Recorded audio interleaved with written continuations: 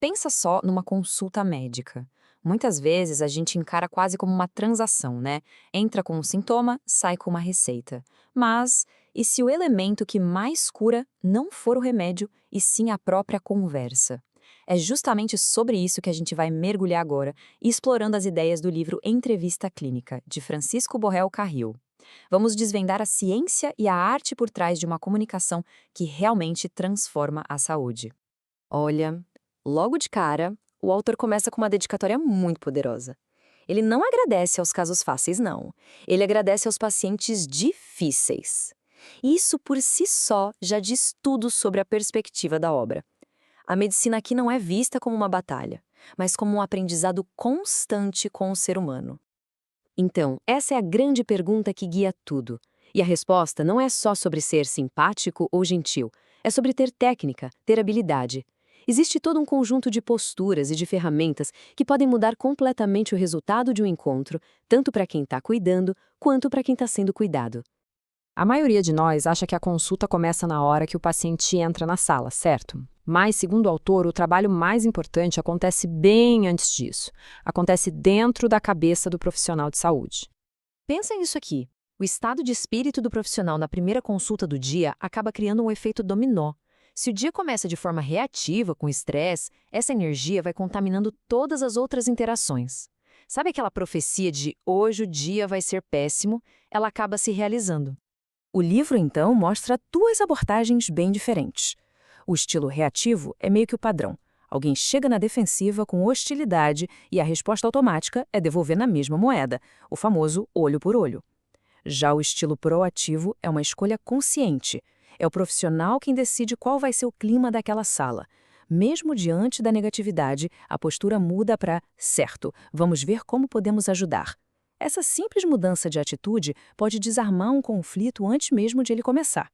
Ok, uma vez que o clima foi estabelecido, entra em cena a próxima habilidade fundamental. E não é falar, não, é escutar. Mas existe um jeito certo de fazer isso.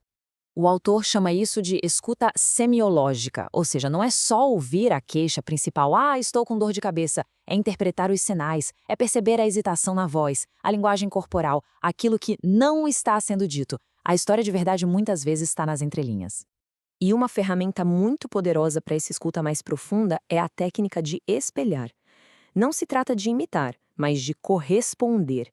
É um feedback que não precisa de palavras e que cria uma conexão quase que instantânea.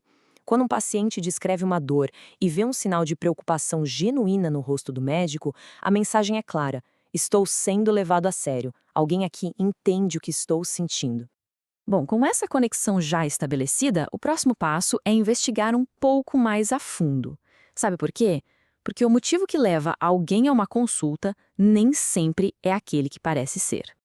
O grande desafio aqui é resistir àquela tentação de rotular o paciente ou o problema de cara.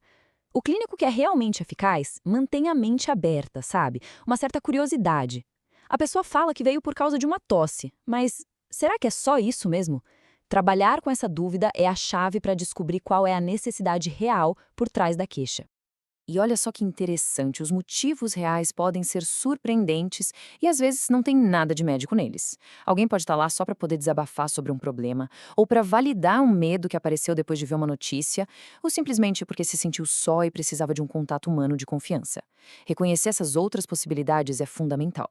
Certo? Depois que o problema real foi identificado, a conversa vai para a parte da solução. E é aqui que uma boa comunicação transforma o paciente, que antes era um receptor passivo, em um parceiro ativo no próprio tratamento. Não adianta só falar, tome este remédio. A chance de uma pessoa seguir o tratamento de verdade dispara quando ela entende a lógica por trás dele. Explicar o porquê, como aquilo funciona no corpo, dá ao paciente uma sensação de controle e o torna um verdadeiro aliado. Aquilo que era uma ordem vira um projeto em conjunto. E o livro traz um exemplo genial de como fazer isso. Para explicar o problema para um paciente com colesterol alto que também fuma, em vez de um sermão técnico cheio de termos difíceis, a sugestão é usar essa analogia. É simples, é visual e é impossível de esquecer. A pessoa não só entende o risco, ela visualiza a solução. Ela entende o porquê de parar de fumar de um jeito que nenhum gráfico conseguiria explicar. E assim, a gente vai juntando todas as peças: o estado interno do profissional, a escuta atenta, a busca pelo motivo real e a criação de um plano em parceria. Tudo isso nos leva à ideia final. Essa frase é a essência de tudo. Uma boa conversa clínica não serve só para informar, ela fortalece. Ao fazer com que o paciente se sinta ouvido, compreendido e parceiro no seu próprio cuidado, o profissional está, literalmente, carregando a bateria da força de vontade dessa pessoa para que ela possa seguir o tratamento e, de fato, melhorar. Então, resumindo a história toda, a jornada para uma conversa que cura começa com a autoavaliação do profissional, passa por uma escuta que vai muito além das palavras, descobre a real necessidade da pessoa e termina num plano de ação que não é imposto, mas sim construído a quatro mãos. É um processo que devolve o poder ao paciente. E isso tudo leva a gente a uma reflexão final, né? Entender como funciona uma conversa que cura não é útil só para os profissionais de saúde. Serve para qualquer pessoa. Ao saber o que faz uma interação ser terapêutica de verdade, é possível se tornar um participante mais ativo e consciente no próprio cuidado, buscando e ajudando a construir esse tipo de diálogo.